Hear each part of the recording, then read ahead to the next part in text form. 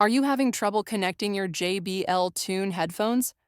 Maybe they won't pair with your phone or they keep disconnecting? Well, a quick factory reset usually solves these problems, and I'll show you exactly how to do it step by step. This video is going to cover two different ways of factory resetting your JBL headphones. So if the first method doesn't work for you, the second one will. The first thing that we'll do is to locate our buttons at the bottom of our headphones and press the button for about 5 seconds until the headphones turn on. You'll see this solid blue light, which means that our headphones are connected. But maybe you have a blinking blue light, which indicates that the headphones are ready to pair. It doesn't matter which light you have, as long as they're turned on. Now, press the power button and hold it for around 10 seconds.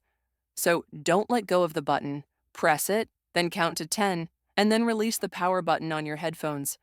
Now let's turn them back on by pressing the power button for another 10 seconds. I'm going to press the button, count to 10, and then release.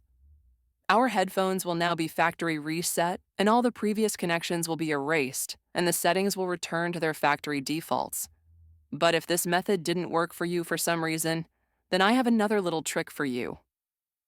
We'll first start by turning off the headphones completely. Mine are already turned off, so what I'll do now is press the power button for 2 or 3 seconds until they turn on. You'll see a blue light indicating that they are on. So the next thing is to press a combination of 3 buttons at the same time.